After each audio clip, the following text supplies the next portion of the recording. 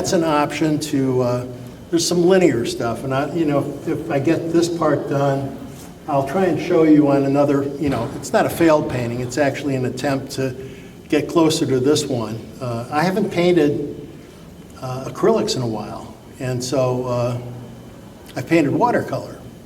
Now, one dries light, the watercolors dry light, the acrylics dry dark. There's a whole different, kind of approach to doing them. So I need to wrap my head around. I've done one workshop where I did 2 days of one and 2 days of the other, and it's like, okay, wake up in the middle of the night with a nightmare. Okay, so I'm just going to squeeze out some color, and I'm not sure when I'm going to squeeze out.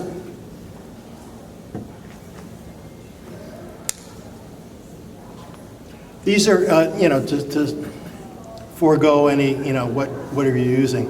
They're all golden fluid acrylics. So they kind of have the consistency of syrup.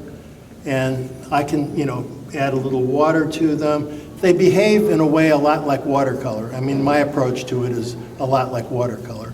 Acrylics you can treat, as like the kind of media, the kind of approach that you would take with oils, where you kind of apply them with a heavier hand.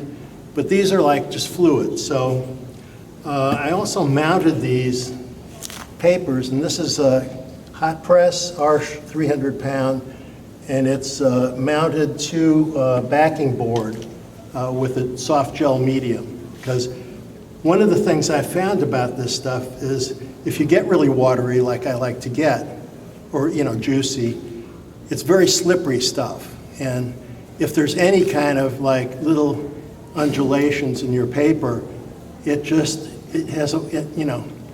keeps going. You'll get done with the painting and it's moving.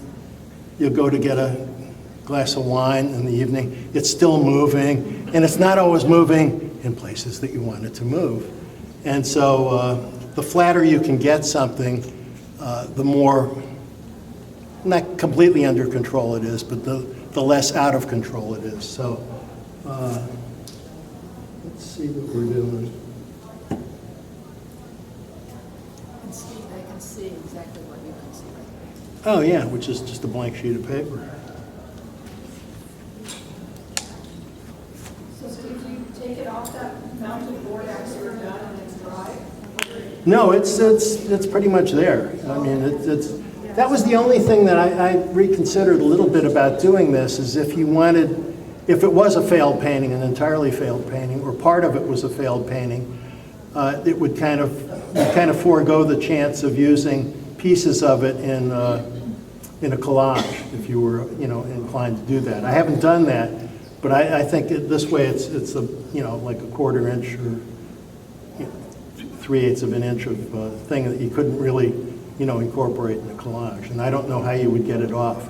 The big problem I was having is when I didn't do this, when I just stretched it or put it on the board, I'd get really wet with it, and not only would it get out of control, but it would also seep through and glue itself to the board. I mean, seriously glue itself, so that I'd have to take like a chef's knife and spend a half hour trying to, get it off at least in 1 or 2 parts of where it is, without ripping the paper. So that was, I think, the big incentive to do it that way. They're rowdy over there, aren't they? Can everyone silence their phone, please? If you haven't already. So I guess this is not a limited palette thing. I've got a lot of paint. I don't know if I'll use all of it, but I like to be able to just, with this kind of a thing, and it's totally, this I have a little idea. I kind of like it to turn out like that other one. It's not usually my approach, but, because it's a demo for people that, I sort of have that in mind. I don't ordinarily think very much ahead, just sort of do it. So this is, just the usual suspects. This is cad yellow medium, there's some quinacridone violet, there's some French ultramarine blue, there's some teal, which I haven't put out yet. That ought to be a good enough stuff, good enough place to start. Okay. Oh yeah, the other one was No Guts, No Glory. That was the other title that did show up, I think.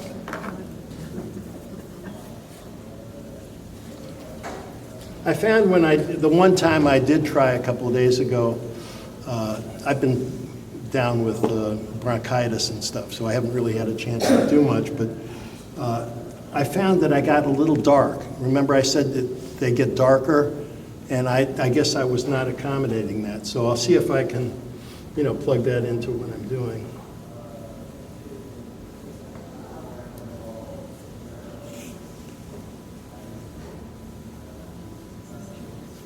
Can you zoom out a little bit?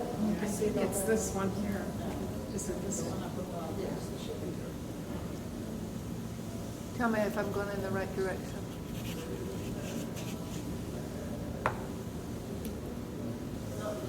That way. Oh, that's as far as it goes. Maybe if you move it. That's it.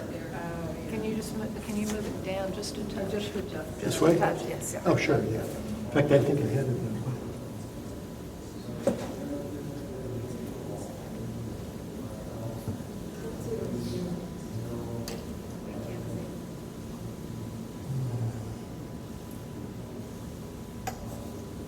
Yeah.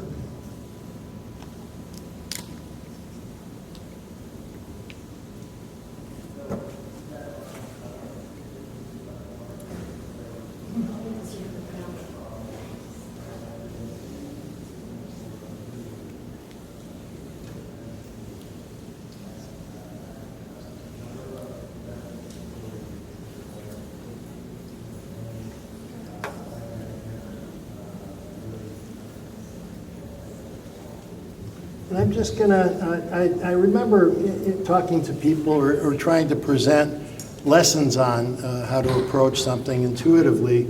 And one of the things I thought that you finally needed to, if you start intuitively, at some point you have to pull the painting together. And I thought one of the things that you really need to do is get some sort of structure to it, because these are not abstracts, they're actually non-representational. So I looked and I could not find anything that had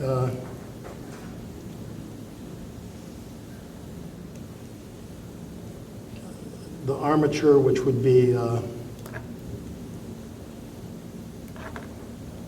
like a circular armature, and I had to use some Soroyas, because I think when they did scenes of families or people, they would do that often. So this is kind of almost, I don't know if it's going to do it or not, but this is almost going to be like, if it works, kind of a circular Fibonacci kind of thing.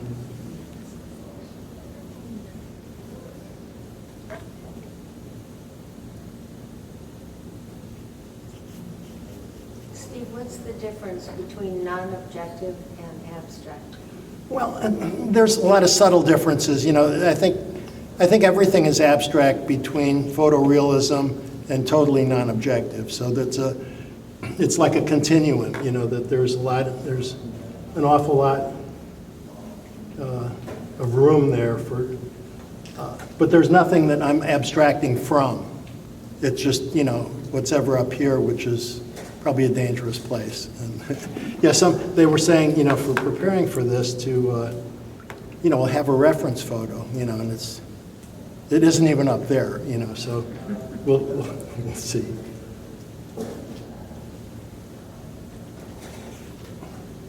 And some of this is just sort of, finding your way at this point.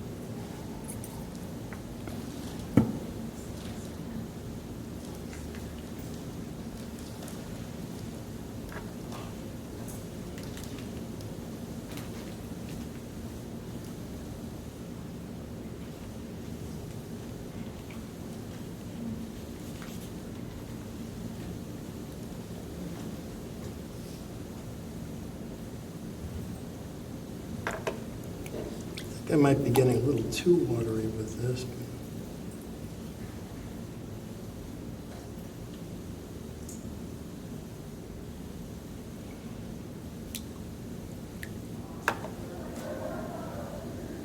You always start out with the paper being dry. Yeah, yeah. Even with the regular watercolors, I do that. Is that hot press paper? It is. It's 300-pound hot press.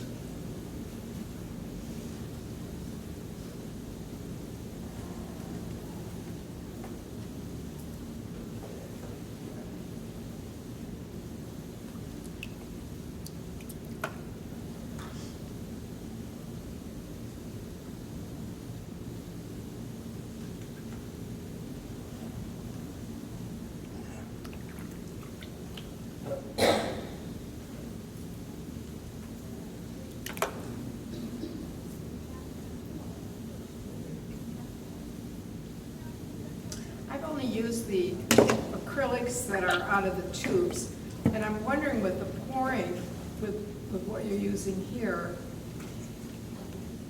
is the medium to make it loose and pouring, is it just moisture water, or is it some type of a different kind of a binder to the pool? It's probably whatever they use in their medium.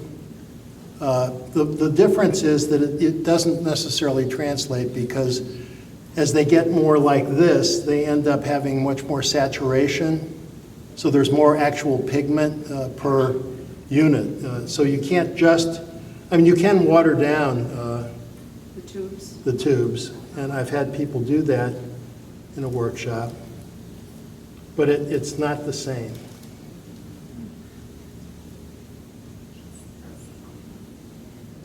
This is getting, Yeah, that looks like watercolor. yeah, exactly. Yeah.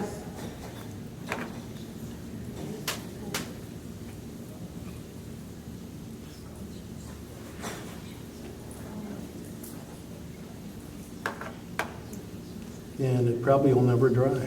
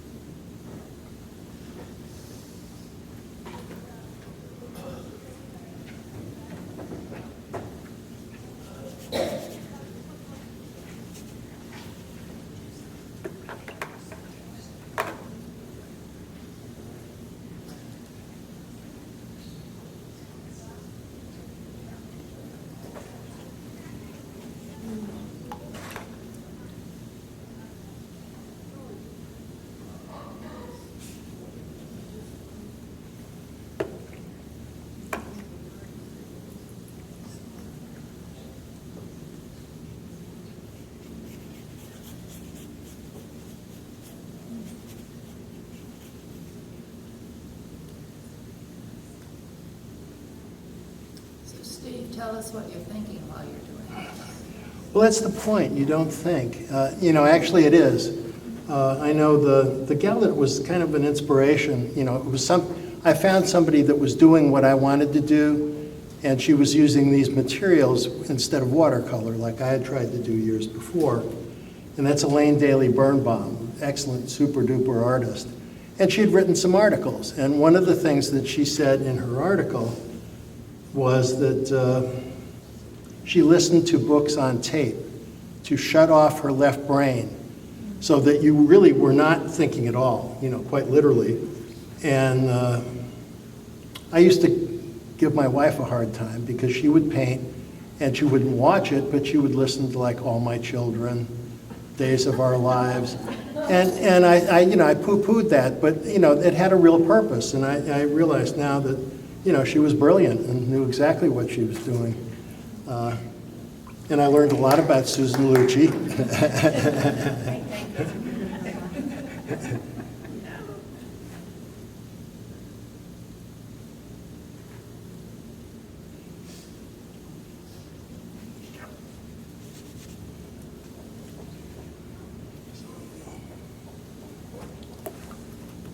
Let's see what this ends up at.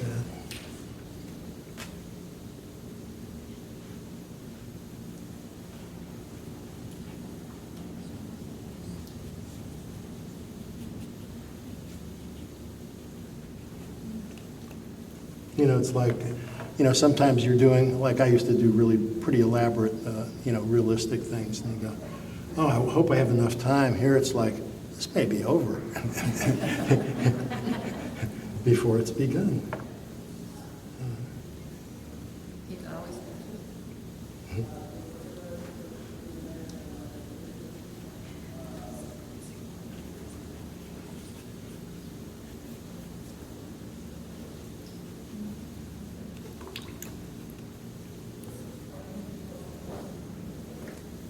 This is one that may look really good, and then it may, you know, go downhill at some point when it dries.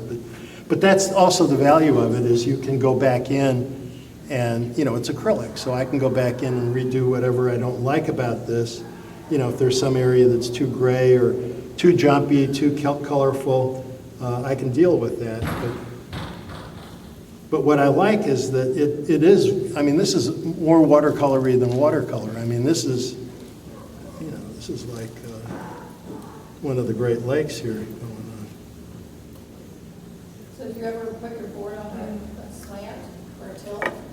I do when I'm painting, you know, like the regular paintings, I always have like a 15 or, you know, 20-degree angle or something. With this, you know, I end up wearing it when it's on, literally, and I'll go to Publix or something, and it's been like I've used red or something, and, you know, people look at you like, you've been in a knife fight and you've been the loser.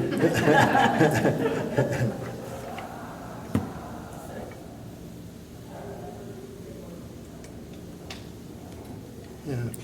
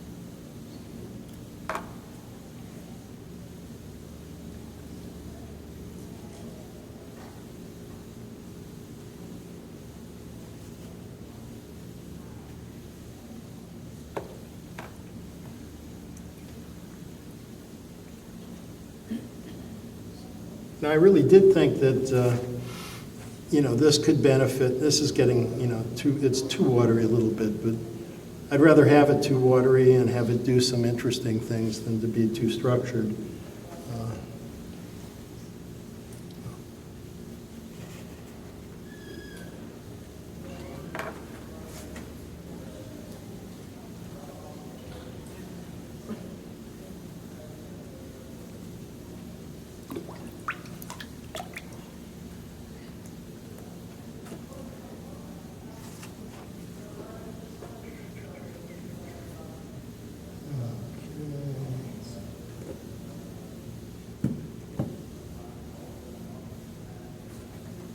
Oh, come on.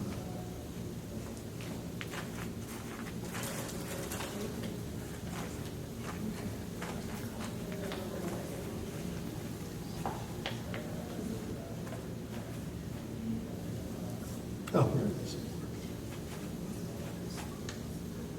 Steve, it looks like we first apply to get a lot of texture.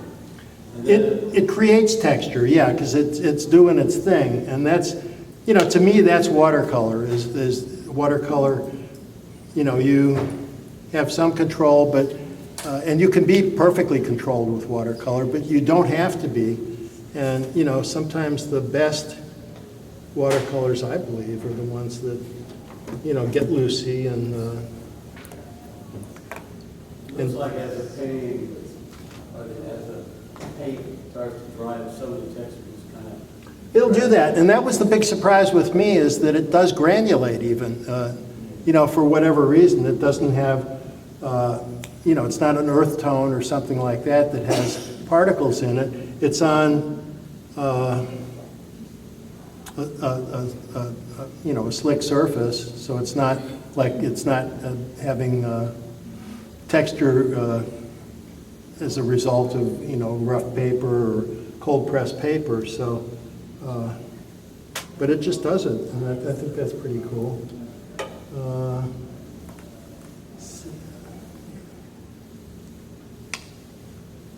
Now, the one thing I may, not be doing successfully here is, staying warm and cool, and I think that's the hallmark of a good painting, is if it's clearly warm or clearly cool, and I'm probably, violating some of that, but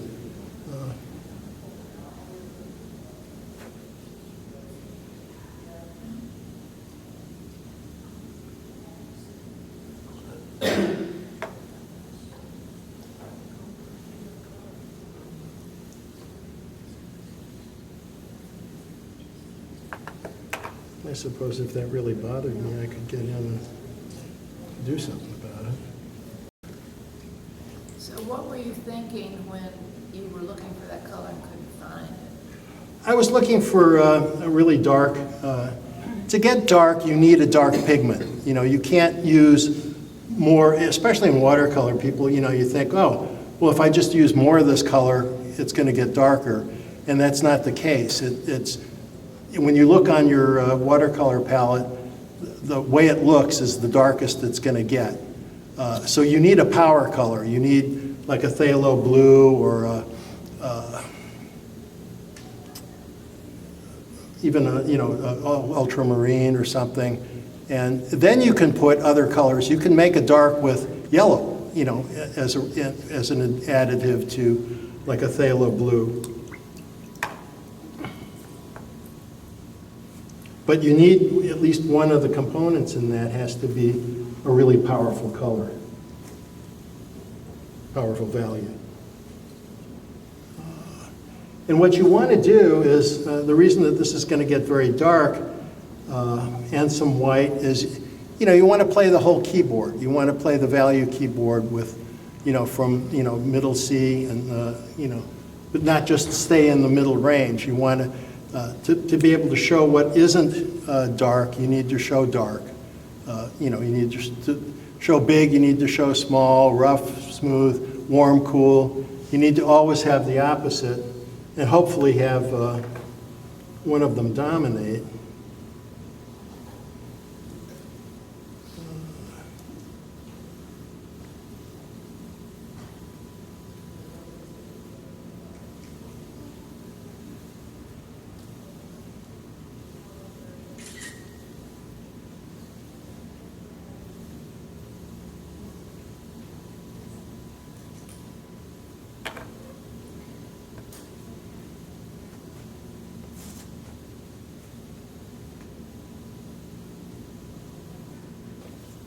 The palette's pretty.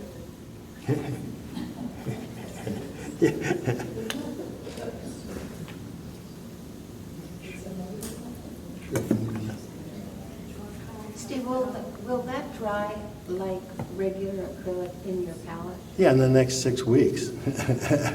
Oh, what? The paint that you've got in your palette.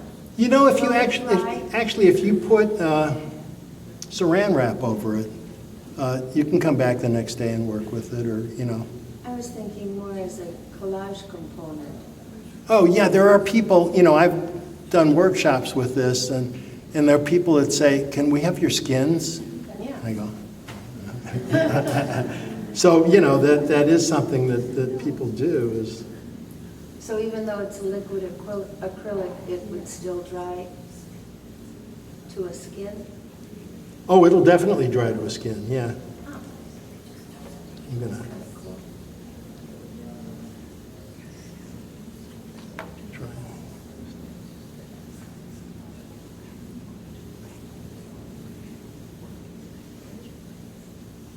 I probably shouldn't be listening to myself say about keeping it warm and cool, but I thought that was getting a little warm, and it was not maybe where I wanted to go.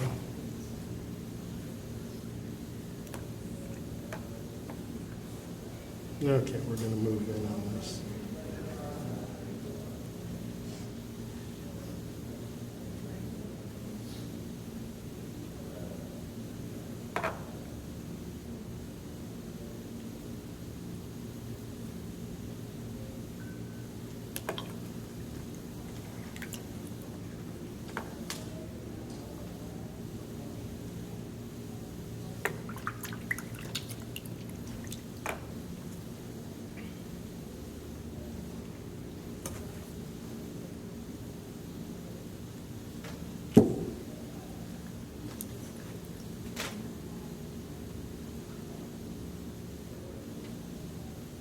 Janet, on the way home, can you hold this in your lap?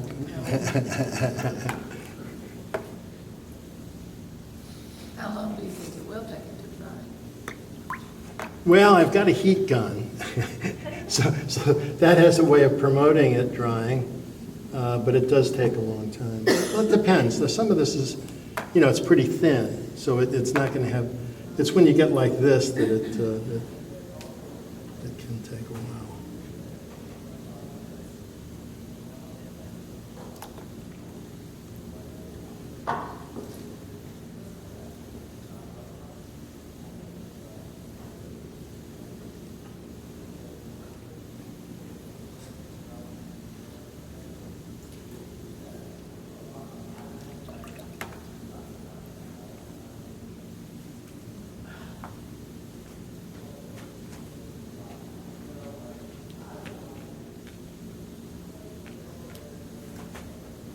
Yeah, I think Joseph said, "Oh, you're brave. You're wearing white pants." And I had actually I had a bathing suit with me that is like an orange bathing suit that I thought, well, I'll put that on. And I thought, well, I guess I forgot that. So these will become painting pants now.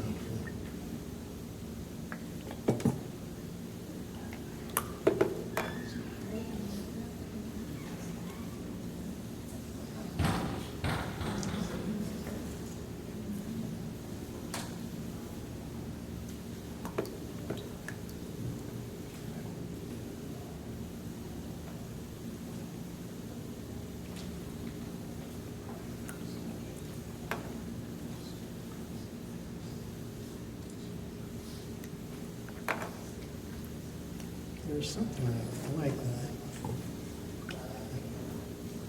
Need to keep.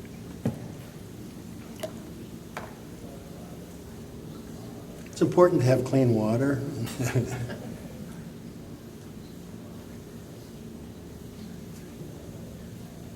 Yeah.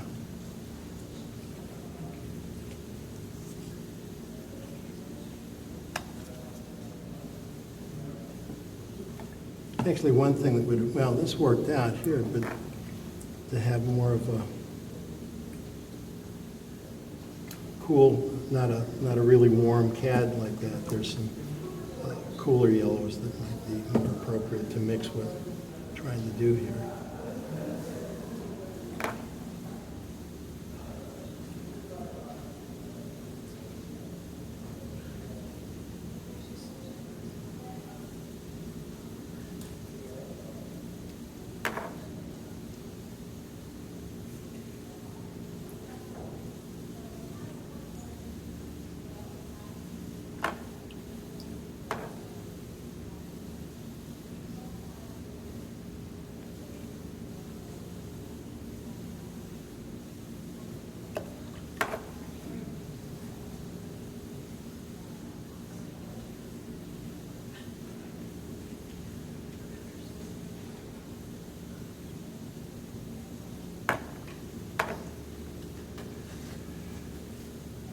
Now that you're working on the bottom, push it up just a little so it'll show in the camera.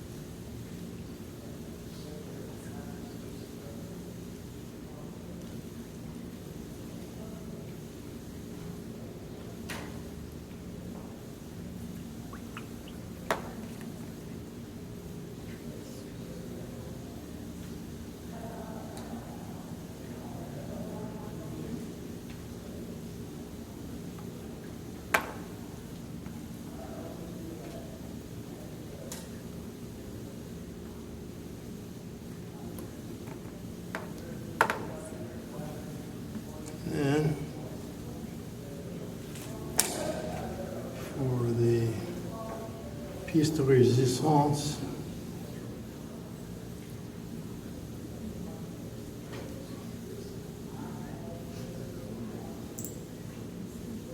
With a mysterious eye in the middle. Is this Hurricane Steve? Yeah. So anyway, that's just, kind of what I, just, it's, how do I don't even know what time it is, but I thought, You've got 20 minutes at least. okay, so yeah, it's kind of like when you do a demo, you want it to be a little informative, but you want it to be, kind of fun and entertaining. And you don't want to, I've done that where you're, kind of over your thing, trying to do little noodly things, and people in the back can't see them anyway. So this is kind of my approach to some of these things. I think with some of this, I put like really dark in and done things that are, kind of real contrasty and in your face. And some of them have been, really, well, the painting that's in the show is, that's a demo, I'm sure it is. The one that's like this, that's over there, or here, I don't know which way, that was I did that for, Cheap Joe's runs Canuga at Montreat, and I did that, and, I was really happy with it. It wasn't, you do it and you come back, and, when you come back and look at a painting, you go, especially if you've done it like a really quick thing, it either is a disappointment or it's something, has some unexpected quality to it. One of the things when these things mix together like that, they neutralize each other, depending on what, what's adjacent to one another. This is granulating up here kind of nicely. Now I had a big sheet of backing board in the car, but it's still in the car. And here's the problem, like, what do I do with that? Maybe I could put it on something like one of those tables, but I've got tape around it. So anyway, how about questions? What time is it? How much? You've got almost 20 minutes. Okay, yeah. Steve, you said you had 300-pound paper. Is it hot press or cold press? It's hot press. You kind of want, I think you want to create, with the other things I use, fairly rough surface, either 300-pound cold press or 140-pound rough. And, and so in that, yeah, that'll contain it.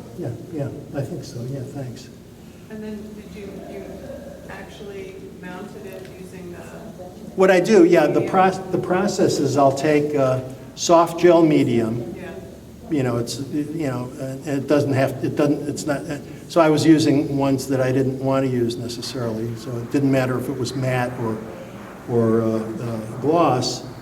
And then I'd do several at a time, and I would put them on, I have a big table that we use for matting, and I'd do one like that. I'd take a rolling pin, like from a kitchen kind of a thing, roll it out a little bit, and then I'd put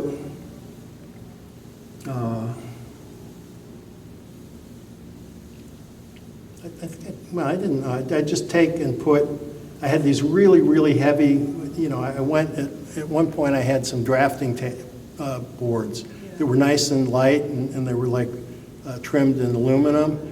I thought I was getting one of those, and I got some ones that were quite, bigger than this, that were solid, and they weigh a ton, and I have two of them. So when I stack it, I just put those things on top. And then you leave it, overnight, and these things are perfectly flat. And your board that you're mounting to is 3/4 inch ply? Or? No, it's just, it's backing board, like a foam core, foam. No. This looks deep because I've got this on a board that's underneath here. But it's separate, so this will come off, hopefully. But it doesn't bleed through because it's got that barrier, and it's kind of a permanent deal. So that's what I've been doing lately, and I've done it on even the watercolors. I like things to be kind of straight and flat. And I used to, I'd take it out, take a piece of 300-pound paper, take it out to the pool, leave it in for 20 minutes, pull it out, staple it all around, and take my heat gun and go over the edges, and then tape it and go through this whole process.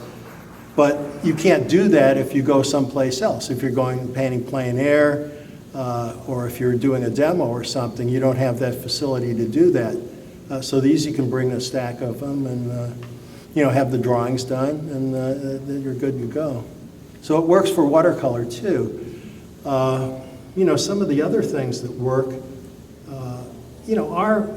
like I was watching Teresa, and, it does, I've always made a point of painting my watercolors totally transparent, by the old style rules. So I've never used mascoid, I haven't never, in the distant past I did as a crutch. But I don't use gouache, I don't use, anything that's out of bounds for that. Just because that's what I want to do, not because it's a rule. So with this, anything goes. But you could combine some of this, and it gives you an ability to, if you have a painting that is a watercolor that is a good watercolor that's going in the right direction, but there's a problem with it. If you know how to use an opaque medium, it is a good thing to correct with. But if it looks like a correction, it stands out like a sore thumb. Anyhow, yes. The paintings that you have on the easels, are those watercolors? Which ones? The ones on the easels? There are some that are watercolors. The ones that are framed, the two that are framed are acrylic. The rest are watercolors. Are they for sale? Yeah. Oh, and I said, I kind of poo-pooed Janet for not mentioning our France trip, which is coming up this year again. It's probably the last time we'll... 2020. Yeah, well, yeah. We can't go retrospective on it. Retrograde. Yeah, 2025, April 30th through May 7th, in that beautiful place that we go to in the Lac d'Ordon area, which is, that abstract when Robin was asking me, how do you say that? That's where we go, the Domaine de Oberon. And, it's a really, just a fabulous place. And so anyway, but it's probably, they have it for sale. They've had it for sale for a while, but I think they've made it more attractive to sell. So that would probably be the last time we go. When you mount your paper, the paper is dry? Yeah, Okay. it's dry, and if I'm doing it, well, I could do it either way, but a lot of times if I'm soaking a paper, and stretching it, so I'm not sure anyway, I do a drawing first, if I'm doing a real watercolor, and then I take a little of the excess graphite off, with a natural sponge, and so it has, and back, I kind of go back so far that I go back to when there was too much sizing in paper. And it would, when you'd paint on it, it would puff up, little white things would go up because it resisted. So you had to treat the paper. And so in the process, why not stretch it because you're getting wet and stuff. But you can paint on it pretty much right away with the heat gun and rolling a paper towel and everything. You can get it dry enough to paint on, but you can't get it dry enough to draw on. You'll scar the paper with a pencil if you draw on, even if there's any residual moisture in the paper. So, yeah. Yeah, I noticed you're using plexiglass.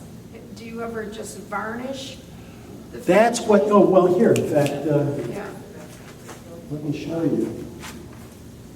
Because that was going to be, depending on how much time was left, or if I chose to go in the direction of,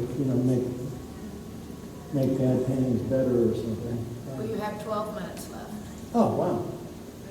Okay, so maybe I'll do that then. Oh, good, yeah.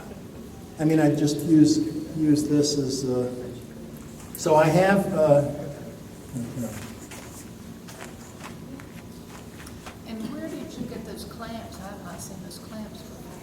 Okay, so this is that drafting board, and the original one came with like 4 clamps. But I knew I'd lose those. So I looked around, and you couldn't get them on Amazon or any place. And so I Googled, and I found 2 places in England that had them.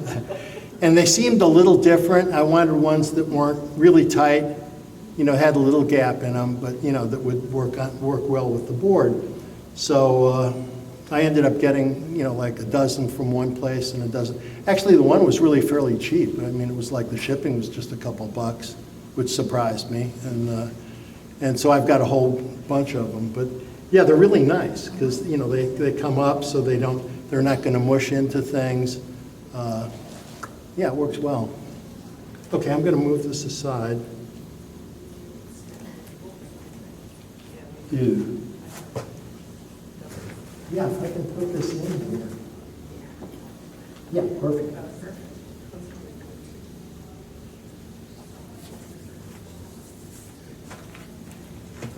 Yeah, what was it? I was gonna.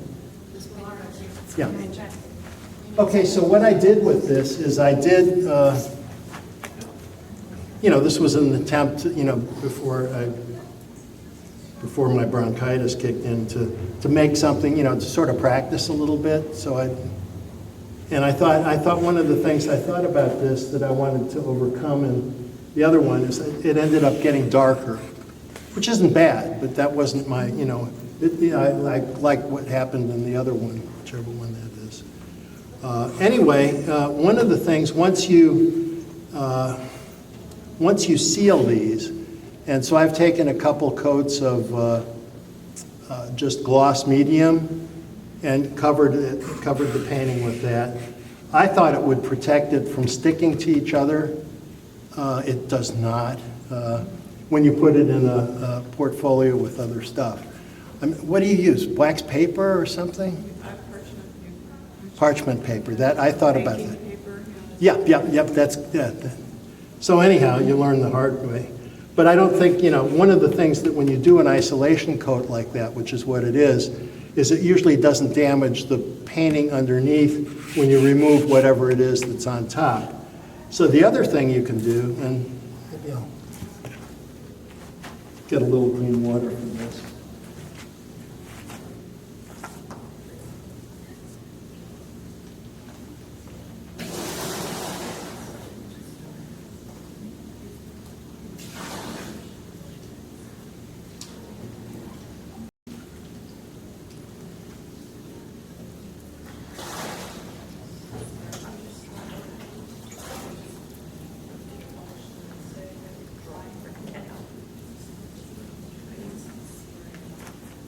Yeah, one thing you can do is, well, there's a lot of things you can do. I did bring some pencils. Something I've used a lot is Neocolor 2. They're a Caran d'Ache watercolor crayon, and they're terrific. And they're a little pricey. I guess I got a whole raft of them. I did not bring any of the Caran d'Ache stuff because it's a little more precious. But so I don't know if this is going to be too slick for the pencils, but you can go, oh, I think this needs some line, and so you can put line on. You're not going to see that too easily. It's too dark.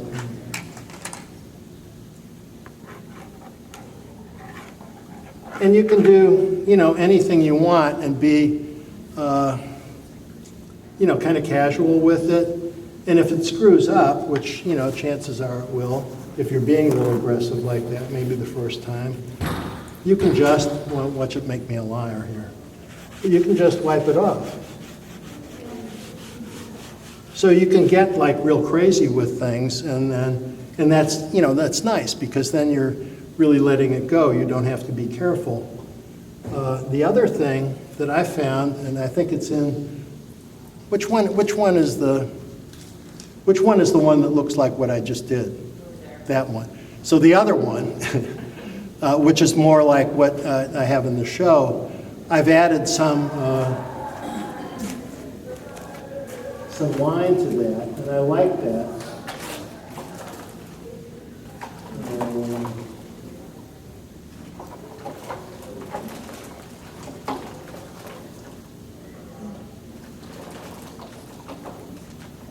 I'm not sure. Haven't used these in a while. But you can use this. Well, I should do this first. You can just take your, take your fluid acrylic bottle and make some line, okay? And, again, you could be crazy with it and do stuff. And that adds a lot to it, in a way. It becomes a different animal. And if you don't like it, you can take it off, which I kind of like this, but I don't want to deal with two of these things. Huh? One wet painting is enough. So. But that'll come right up completely and not affect your painting underneath.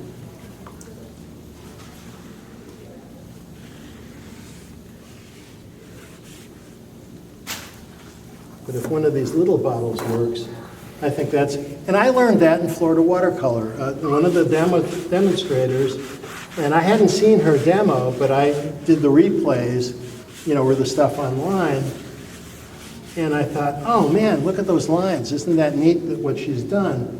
And so I got a hold of her and called up and asked her what she was using. And if I can get this. Did you varnish or not?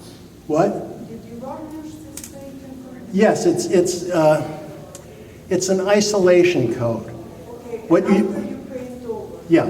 So if you want to really do these the right way and archive them, you put an isolation coat on first, then you put a removable varnish on so that, for posterity, if there's if it gets dirty and dingy and stuff like that, someone can remove the varnish, but it won't, without affecting your painting, because there's an isolation coat, which there is. This is just the isolation coat. So then there's like these little things, and I'm not sure if this. It's been a while, so I don't think that's going to do it. Do you just have paint in those? Yeah, and you can mix your own paint and put it in. No, I haven't used, I should have, done something with these beforehand. They come with like different size, basically syringes or whatever. Okay, so yeah. Okay?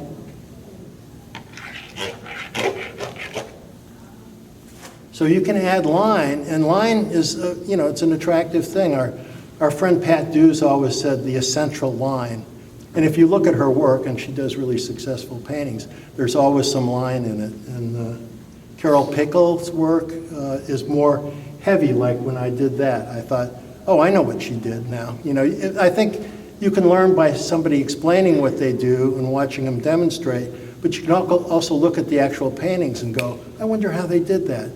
And it may or may not be what they did, but it puts you in that direction that you're changing what you're doing in a way, but because you're reacting to some element in somebody else's work that works for you. And you can, was it Picasso, I think, said, mediocre artists borrow, great artists steal.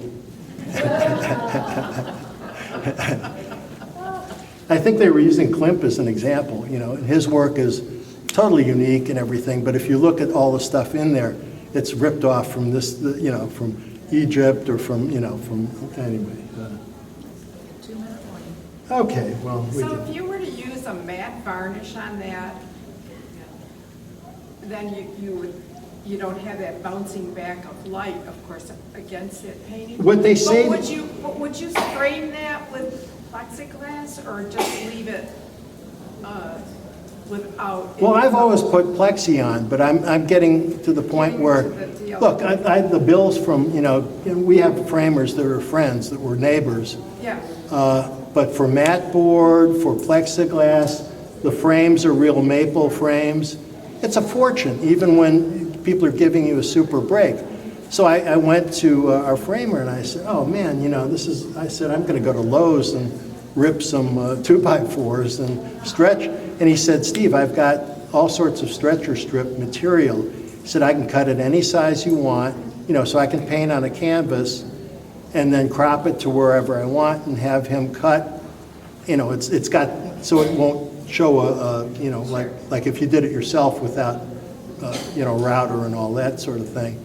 And it was cheap. He said, it's real cheap. And so you just have the price of the canvas and the stretcher strips, and you can gallery wrap that. And then people will pay more for it because it's not a watercolor, right? Isn't that awful? But it's the nasty truth of it. Okay, I guess that's it.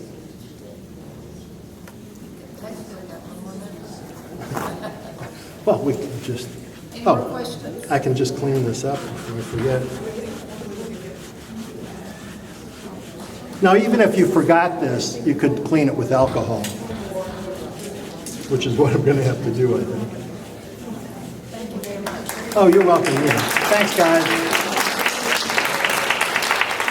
Thanks for putting up with this.